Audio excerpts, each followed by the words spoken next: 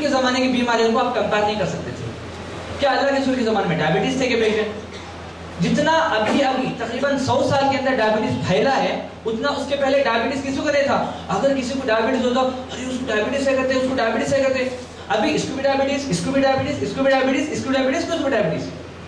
तो वो जमाने की जो बीमारियां थी, जैसे रेनल फेलियर थे, बहुत कम लोग थे, किडनी फेलियर के, कैंसर के। फिर वो जमाने में पेप्सी था क्या? वो जमाने में कोकोला था क्या? वो जमाने में गुटखे थे क्या? भाई वो जमाने में बर्गर था क्या? वो जमाने में KFC था क्या? जब वो नहीं था तो बीमारी भी नहीं थे।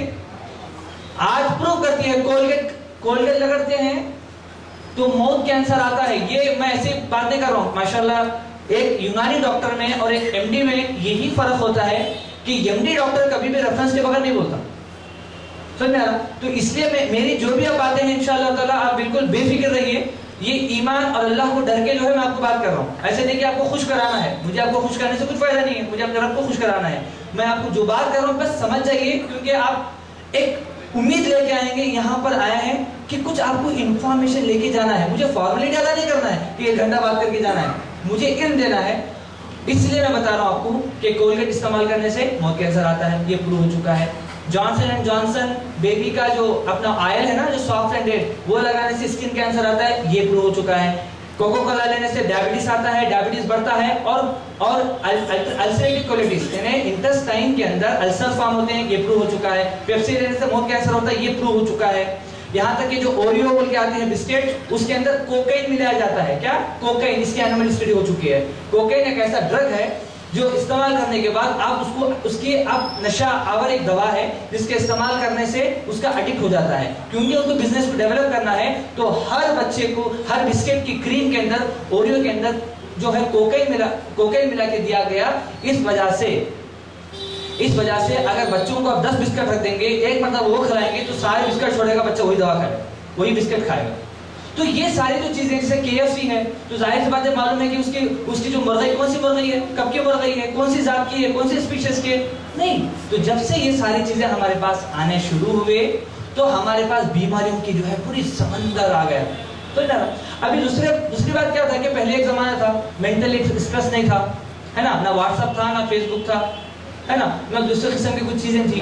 तो जाहिर सी बात है जो मेंटल स्ट्रेस वगैरह जो था, सर्वाइकल स्पॉन्डिलाइटिस है, जैसा गर्दन में दर्द है, अब क्यों होता है? व्हाट्सएप लिए बैठे 1 घंटा निकाल रहा, पता नहीं चल रहा कुछ भी। अरे सामने कौन जा रहा नहीं मालूम, समझ में आ रहा? तो अपने बात को कुछ शेयर करने नहीं हो रहा। कैसे शेयर नहीं करने हो रहा? भाई मेरी बेटी मेरी बात नहीं मान रही, मैं किसको बोलूंगा? मेरे दोस्त को बोलूंगा कि भाई मेरी बेटी बात मान। मेरे दिल का, हालांकि वो कुछ नहीं करने वाले, बट मेरे दिल से निकल के ट्रांसफर हो गया वहां पर, तो ये बहुत हल्का हो जाता। अभी सामने वाले देखे तो वो भी मोबाइल में, पीछे वाले देखे तो भी मोबाइल में, इन्हें देखे तो भी मोबाइल में, उन्हें देखे तो मोबाइल में। 3-3 घंटा सफर करते, सलाम तक नहीं करते। इसकी वजह से क्या हो रहा? सब लोगों के पास किसको जाके बोलना, अरे किसको जाके बोलना, किसको बोलेंगे बताओ? तुम्हारे बेटे के पास टाइम नहीं है, तुम्हारे पास, तुम्हारे माँ बाप के पास टाइम नहीं है, बच्चों के पास नहीं, माँ बाप के पास। तो क्या होता है? ये दबा के हाइपरटेंशन बढ़ता, स्ट्रेस बढ़ेगा तो पूरा जो है डायबिटीज भी बढ़ता। कुछ लोग बोलते हैं अरे मैं शुगर खाता नहीं, मैं शुगर 400 लेता। सिर्फ शुगर खाने से शुगर नहीं बढ़ता, स्ट्रेस लेने से, ये जो है ना, ये बढ़ने से क्या होता? शुगर बढ़ता। तो भले का मकसद क्या है कि अल्लाह के रसूल सल्लल्लाहु अलैहि वसल्लम की जो है जमाने में जो बीमारियां थी वो आज ऐसा आप कंपेयर नहीं कर सकते। तो इस वजह से जाहिर सी बात है जब डिसीजें कंपेयर नहीं कर सकते तो ट्रीटमेंट भी कंपेयर नहीं कर सकते। मैं बस वो जानना चाहते कि कितने लोग सो रहे हैं, कितने लोग वापस सुन रहे हैं। कई लोग क्या होते हैं, जिस्म हाजिर रूह गायब। तो इस वजह से जो है दोनों भी एक साथ जो रहते हैं, इसलिए थोड़ा बार टेस्ट करता है। अच्छा, तीसरी बात, बीमारियां आती क्यों हैं? एक बहुत बड़ा रीजन है भाई, बीमारियां आने के बाद उसका इलाज करने से बेहतर बीमारी आना नहीं। अच्छा, बीमारी आते क्यों है? समझो कि डेंगू फीवर आया क्यों? क्योंकि आपने मोहल्ला को साफ नहीं रखा। भाई जो पेनिस का कैंसर आता है तो जाहिर सी बात है वो क्यों आता है? तो जाहिर सी बात है उसमें सेमेन जो है रुका रहता है, तो इस वजह से बाद में से सफाई नहीं होती, उसके लिए आता है। भाई पाइल्स आता क्यों है?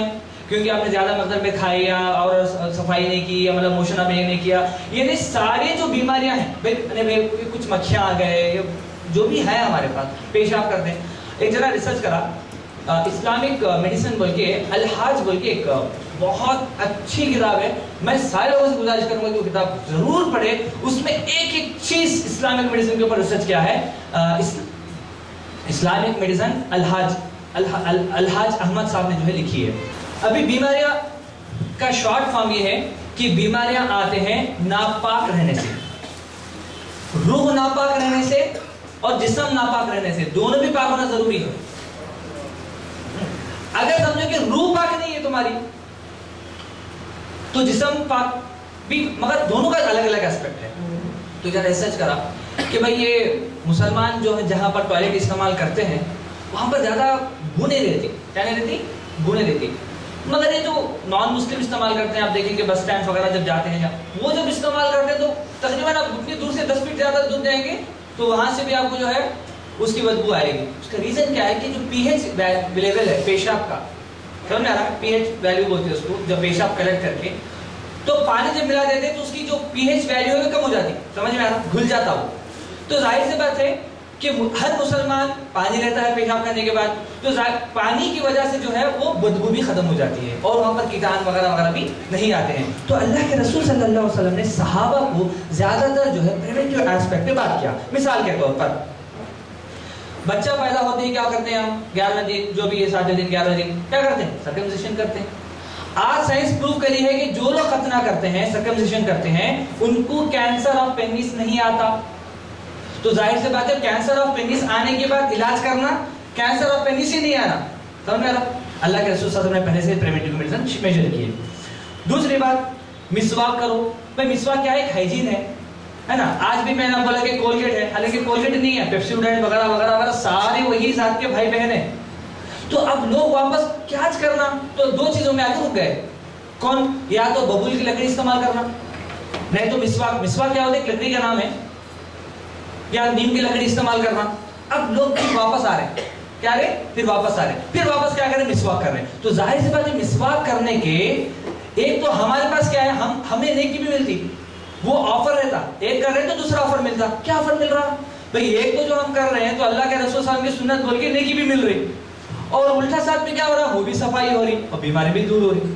तो ये जो है अल्लाह के रसूल सल्लल्लाहु अलैहि वसल्लम की जो है सहाबा की जो है बातें, वो अभी ट्रेडिशनल देखो, हम जो बात अल्लाह के रसूल सल्लल्लाहु अलैहि वसल्लम ने कहा है वो पूरी साइंस अब वापस आ रही है। यहां तक कि कैसा बैठ के मोशन करना, टॉयलेट कैसा करना, लोग बोले वेस्टर्न टॉयलेट, मगर आज साइंस प्रूव करती है। एक जर्मन की बुक है, बहुत अच्छी किताब है, उसके अंदर सिर्फ कैसा बैठ के मोशन करे तो कैसा मोशन आता है उस पर रिसर्च किया उसने, समझ में आ रहा। तो जब आप इंडियन टॉयलेट, जैसा हम इंडियन टॉयलेट यूज करते हैं, उस वक्त में क्या होता है कि जब पेट वगैरह जब दबता है, अंदर से इंटेस्टाइन वगैरह दबते हैं, तो कंप्लीटली क्या होता है, निकल जाता है। अभी वेस्टर्न टॉयलेट के अंदर बैठते हैं तो क्या होता है कि आधा निकलता है, थोड़ा बहुत बच जाता है। अब थोड़ा बहुत जो बचता है वही वहां पर जो है कीड़े कीटाणु स्टार्ट करता है, इन्फेक्शन स्टार्ट करता है, पाइल्स फॉर्म करता है, इलाज करते हैं, फिर वो कैंसर पे फॉर्म होता है, रेक्टम ऑफ कैंसर आता है, समझ में आ रहा। अच्छा, टॉयलेट में बैठ के क्यों नहीं करते, जोड़ों का दर्द है इसलिए हम क्या कर रहे हैं, वेस्टर्न टॉयलेट में इस्तेमाल कर रहे हैं। एक्चुअली जो है जोड़े में दर्द रहने से वेस्टर्न टॉयलेट इस्तेमाल करने से जोड़ों में दर्द आता है, इतना याद रखो। क्योंकि दुनिया के अंदर जो भी बीमारी आती है, आप इसको लिख के रख लो, बात में आपको, दुनिया के अंदर जो भी बीमारी आती है या तो एक कंजेशन कहते हैं, क्या है, कंजेशन कहते हैं, किसी चीज का जमा होना, मुंसबित, कोई चीज का रुक जाना, उसको बोलते हैं कंजेशन। कोई भी बीमारी हो, चाहे दिमाग की हो, चाहे किडनी की हो, चाहे कोई भी बीमारी उठा लो, हाइड्रोनेफ्रोसिस हो, कि बीमारी एक तो आता है कंजेशन की वजह से, और एक होता है स्टैग्नेशन। स्टैग्नेशन कोई चीज का वहां पर रुक जाना, है ना, एतदाल से हटके। अब हार्ट में प्रॉब्लम है तो जाहिर सी बात है खून तो जाता रहता मगर वहां पर ब्लॉक हो गया। तो पैरालिसिस क्यों हो रहा, पैरालिसिस क्यों हो रहा है कि जो दिमाग में सर्कुलेशन होते वहां पर रुकावट हो गई, पैरालिसिस हो गया, हिमोप्लेजर हो गया। तो जाहिर सी बात है कि मतलब कोई चीज की स्टैग्नेशन, कोई चीज की वहां पर रुक जाने की वजह से प्रॉब्लम आता। और तीसरा, जैसा कई जो बुजुर्ग लोग रहते 50 साल के बाद की उम्र में, उनको प्रोस्टोमेगाली रहता, क्या रहता, प्रोस्टोमेगाली, प्रोस्टेट बढ़ जाते, जिसकी वजह से कंप्लीट यूरिन वापस नहीं आता। तो उसमें क्या होता, पेशाब वहां पर रुक जाता। अब खड़े होकर पेशाब कर रहे तो क्या होता, कंप्लीट पेशाब नहीं आता, आप करके बाहर आने के बाद भी थोड़ा ड्रॉप डाउन गिरता रहता। तो एक्चुअली क्या होता है कि बैठ के पेशाब करने से क्या होता कि कंप्लीट तुम्हारा जो है यूरिनरी ब्लैडर से यूरिन निकल रहा और कंप्लीटली जो है ब्लैडर तुम्हारा खाली हो रहा। अब आप क्या कर रहे हैं, थोड़ा माफ करना भाई, मैं थोड़ा पुणे के लैंग्वेज में वापस आ गया, मैं बिल्कुल माजर, क्योंकि आप हैदराबादी बहुत अच्छी उर्दू बात करते हैं, मैं एक तो तमिलनाडु का हूँ, आप कम से कम इतना उर्दू बात करो तो आप खुशी होना चाहिए। और दूसरी बात यह है कि मैं थोड़ा क्योंकि मैं क्योंकि पुणे में हूँ तो वहाँ पर जो है कर रहे हैं कि थोड़ा वर्ड्स वगैरह है, तो उसकी मैं माजरत पहले चाहता हूँ, क्योंकि आप बहुत साफ सफाई उर्दू बात करते हो, उतना तो कुछ आता नहीं मुझे। तो बोलने का मकसद क्या है कि आप जब बैठ के पेशाब करते हैं तो कंप्लीट यूरिन वहां से निकल जा रहा है, तो जाहिर सी बात है जब स्टैग्नेशन होगा, यानी वहां पर कोई चीज रुकेगी तो वहां पर यूरिन में इंफेक्शन फॉर्म होता है, वही इंफेक्शन यूरिटर के जरिए से कहां जाता है, किडनी तक जाता है, और किडनी के बाद, क्योंकि हम माशाल्लाह कि अल्हम्दुलिल्लाह, शायद मैं समझता हूं कि यूनानी डॉक्टरों में जितने पूरे हिंदुस्तान में हम किडनी पेशेंट्स का जो है ट्रीटमेंट करते हैं, जितना हम एक्सपोज करते हैं, शायद ही पूरी दुनिया के अंदर कोई उतना एक डॉक्टर सिर्फ और सिर्फ किडनी का इलाज नहीं करता होगा। तो मैं, हमारे पास जो ज्यादा से ज्यादा जो पेशेंट आते हैं, जो खासकर नेफ्राइटिस के पेशेंट आते हैं। नेफ्राइटिस किसको कहते हैं, जब तुम्हारे किडनी के अंदर जब इंफेक्शन फॉर्म होता है उसको नेफ्राइटिस। और इंफेक्शन क्यों फॉर्म होता है, बैठ के पेशाब नहीं करा, खड़ा करा, फिर इंफेक्शन गया, यूरिटर में रुका, फिर वहां पर गया, वहां पर इंफेक्शन, समझना, इजी चीजें हैं, बस बैठ के। तो ये जो है प्रिवेंटिव एस्पेक्ट है जिसको हमें समझना है। और तीसरा होता है ब्लॉकेज। ब्लॉकेज कोई चीज का रुक जाना, एकदम समझो कि किडनी में स्टोन था, वो जाके रुक गया यूरिटर के अंदर, तो वहां पर, तो दुनिया के अंदर जो भी बीमारी होती है, या तो कंजेशन की वजह से, या स्टैग्नेशन की वजह से, या ब्लॉकेज की वजह से। मिसाल के तौर पर पेशाब बंद हो गया तो बीमारी है नहीं, पेशाब बंद होना। भाई औरतों को हैज रुक गया तो प्रॉब्लम है। अरे पसीना आना बंद हो गया तो भी प्रॉब्लम है।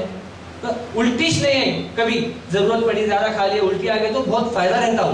तो ये सारी जो चीजें 10 किस्म होते हैं, मैं ज्यादा डिटेल से नहीं जानता, जो निकलना जरूरी है। अगर वो अंदर रहेगा, मिसाल के तौर पर हम अपने आप को बहुत पाक समझते, बात यह है कि अगर आप समझो कि एक दिन अगर पेशाब रुक गया तो हमारी हालत क्या होती मानो, 2 दिन मोशन नहीं होता, क्या होता, तो कुछ चीजें जाते रहना और फिर निकलते रहना, समझ में आ रहा है। ये चीज जो है कॉन्सेप्ट जो है रेगुलेशंस का रहता, क्योंकि मैं हार्ड वर्ड इसलिए इस्तेमाल करता हूँ क्योंकि बात क्या है, सब लोग बुजुर्ग हैं, सब समझ हैं, सब डॉक्टर हैं, हम एकदम खुल खल के बोल के आदत हो गई हमारी, तो थोड़ा शर्मीले वर्ड्स पूरा मुझे भूल गए समझो, तो एकदम इसलिए बोलो कि वो चीज याद रहना आप लोगों को। अच्छा, तीसरी बात क्या है, जिससे सुरमा लगाना। भाई आंखों की रोशनी के वास्ते सर्जरी वगैरह करने से बेहतर भाई रोशनी ही कम नहीं होना, तो सुरमा अल्लाह के रसूल की हदीस है, मैं लास्ट में बताऊंगा जब मौका मिलेंगे, तो सुरमा है, वो सुरमा लगाने के लिए अल्लाह के रसूल ने बोला। तो जाहिर सी वजह से सहाबा क्या करते थे, मिसवाक करते थे, सुरमा लगाते, इतर लगाते थे, जाते थे, खत्म, उनको जरूरत नहीं थी, अल्लाह के रसूल ने बोल दिया खत्म। तो ये कुछ चीजें। इसी तरह मुबाशिरात के बाद जो है नहाना, ये हमारे पास अहम है, नहीं तो कम से कम वजू करके सोना, ये हमारे पास कंपलसरी है। तो जाहिर सी बात है जब ये चीज हम करते तो जाहिर सी बात है बीमारियों से भी हम महफूज हो जाते हैं। इसी तरह से एक दिन में 5 मरतबा मिनिमम, फर्ज तो जरूरी है, तो 5 मरतबा हम क्या करते, नमाज पढ़ते। जब नमाज पढ़ेंगे तो जाहिर सी बात है वजू के बगैर नमाज नहीं होती, तो जाहिर सी बात है 5 मरतबा हम क्या करते, मसा भी करते, नाक में भी पानी डालते, मुंह भी कुली भी करते। तो हमारे जो रेगुलेशन पानी से क्या होता है, प्लेंटी ऑफ वाटर से धोते रहते, ये अनजाने में होता रह रहा। ये फायदे किसमें हो रहे, अनजाने में हो रहे। आप जानबूझ के फायदा नहीं उठा रहे हो सारी चीजें, ये अनजाने में जो है एडिशनल क्या बोलते हैं, बूस्टर पैक जैसा हमारे एयरटेल में आता है, इस तरह से ये एडिशनल फायदे हैं। साथ में नाखून कतरना, भाई इन्फेक्शन कैसा जाता मुंह में, नाखून के जरिए से, है ना। तो जो ये नाखून कतरना, ये अल्लाह के जैसे जुम्मा हो गया, भाई लोग जुम्मा में सुन्नत है, क्यों, हर हफ्ते में ये करते रहेंगे, रेगुलेशन है, ये निकलते रहते तो करते रहेंगे, मरने के बाद कौन काटेगा, नहीं काटेंगे। जो लोग जिंदे हैं वो लोगों को हुक्म दिया गया कि तुम सुरमा लगाओ, तुम जो है वही करो और नाखून काटो। इसी तरह जो है खाने का जिक्र, खाने के बारे में जो है इन शॉर्ट में ये बोलूंगा, और मैं डिटेल से भी खाने के ताल्लुक से मैं बोल सकता हूँ बाद में जब मौका मिलेगा। तो खाने के ताल्लुक से जाहिर सी बात है, कैसा खाना, कितना खाना, ये अल्लाह के रसूल सल्लल्लाहु अलैहि वसल्लम ने काफ़ी डिटेल से बोला है। अगर शॉर्ट में कुछ बोलना है तो मैं आपको बोल दे रहा हूँ कि अल्लाह के रसूल सल्लल्लाहु अलैहि वसल्लम में जो है, अल्लाह के रसूल सल्लल्लाहु अलैहि वसल्लम की हदीस है कि ये सबको भी मालूम है कि कितना खाना है, पॉपेट पानी लो, पॉपेट जो है हवा के लिए छोड़ो, पॉपेट खाना खाओ, है ना। इस पर कितने लोग अमल करते हैं, और खासकर हैदराबाद आ गए तो कितने लोग अमल करते हैं। अगर हैदराबाद के बाहर ऐसे जंगल में है तो सारे लोग इनडायरेक्टली अमल करना पड़ता, मगर हैदराबाद एंटर होने के बाद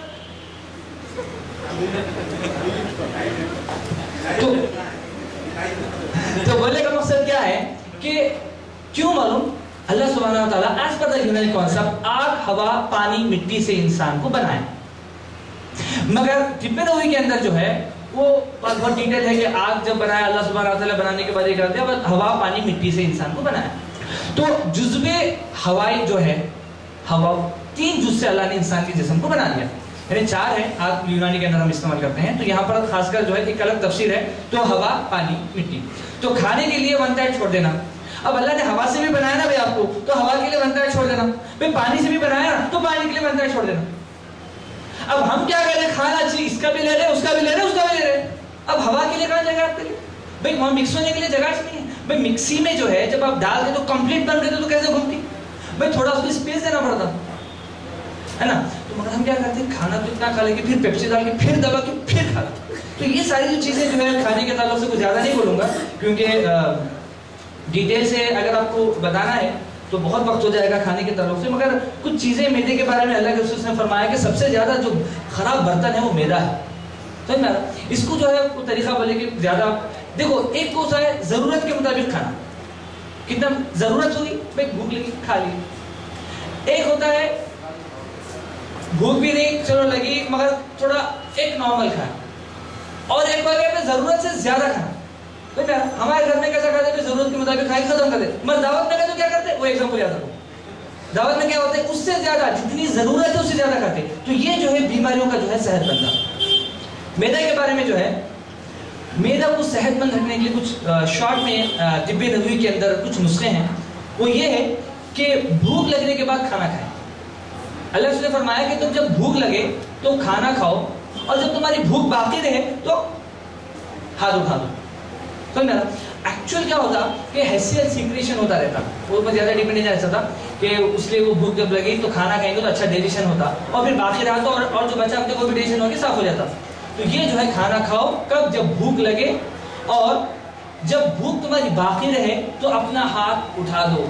मेरे ख्याल से दुनिया में सबसे ज़्यादा मुश्किल काम ये नहीं, अगर माने तो कल करके देखो, सारे लोग करके देखो कि भूख लग रही तो खाओ और भूख बाकी तो हाथ उठा। ये जो है अगर आपने अमल कर दिया, समझो कि आप बाकी तिब्ब नबवी सुन के कुछ फायदामंद हुआ।